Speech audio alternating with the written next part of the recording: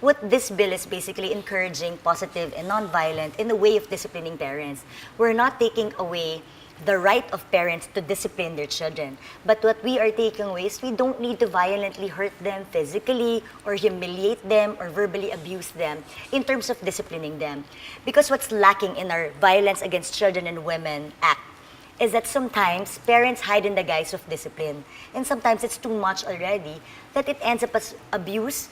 But since, tanod, lupon, like you say, culture, na walang gustong manghimasok sa pagpapalaki ng mga bata, it ends up being an excuse. They tell tanods, huwag nyo kaming pakialaman, I'm disciplining my child. But sometimes it's already not correct.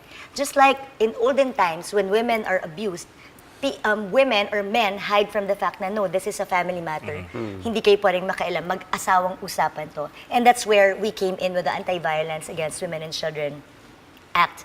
So in this case, we're trying to address the gap wherein parents or teachers or caregivers hide in the guise of discipline to punish or hurt their children physically or verbally or humiliating them. But how does the bill define corporal punishment then? Okay, I'll just read it para sigurado. Well, we don't have a definition of corporal punishment, but we said physical, humiliating, or degrading acts as form of punishment refer to any form of punishment or discipline which physical force is used and intended to cause pain or discomfort or any non-physical act that causes children to feel belittled, denigrated, threatened, or ridiculed. So the key word there is the intention to hurt the child or the intention to humiliate the child is present. But if I say, well, that wasn't my intention. My intention is to discipline.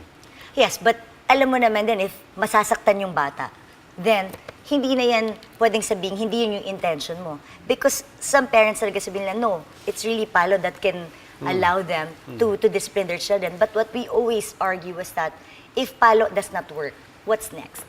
If the child doesn't listen to you at the first palo, so what's next? Belt? Second palo. Diba? After belt, what's next? Dos por dos? I mean, what's next? It graduates eh. Yeah, but I just speaking dun sa graduation, you mentioned the VACW, the Violence Against Children and Women Act, but you also have the Family Code. I think the Family Code has provisions there. You have RA 7610, anti-child abuse. Yeah, that's anti-violence against women and children. I mean, those all already define and don't they all already take care of yun nga, the next level, as you said? No, because like I'm saying, yung the next level takes care of that. But at first, they hide in the guise of discipline.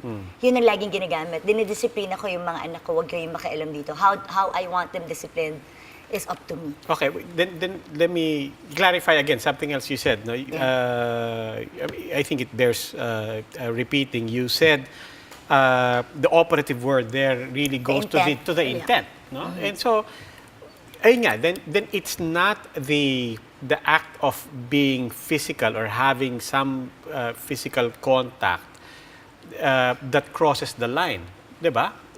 Are you therefore saying, because it's undefined, it's possible that there can be some form of some physical discipline or whatever. Of course, without having to say that. Without having to say that. And then you're left with the intent.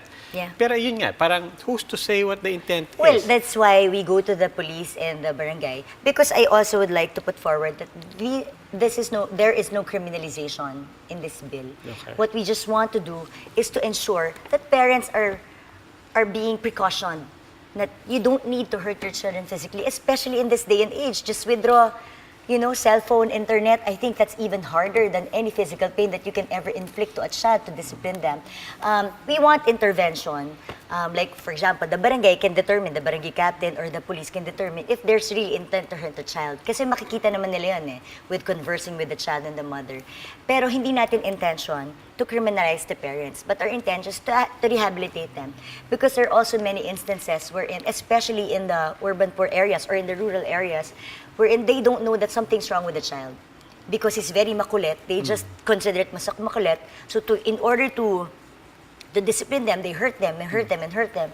Then, until they find out the child is sick or he has ADHD or he has autism and all that. That's why we want at least professional intervention in cases wherein talagang sasabihin ng parents, hindi na namin kaya. Sobra na tong anak ko. Ayaw talagang makinig kahit anong kausap.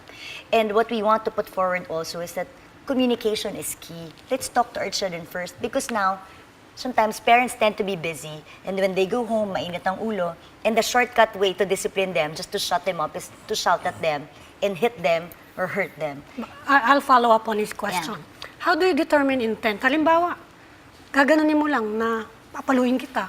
Sasabihin nyo nung parent, wala naman akong balak na ituloy yan, ginaganon ko lang eh. So, How do you respond to those kung hindi naman situations? magko-complain yung bata or nobody sees it or witnesses it as something that has intent, then nobody will report that one. And that's another thing. Who will do the reporting? Because usually young children will not know where to run to. Anybody who sees it can report it. Anybody who witnesses it can report it, and then magkakaroon ng mediation sa barangay to determine if there's intent or if it's considered as a corporal punishment.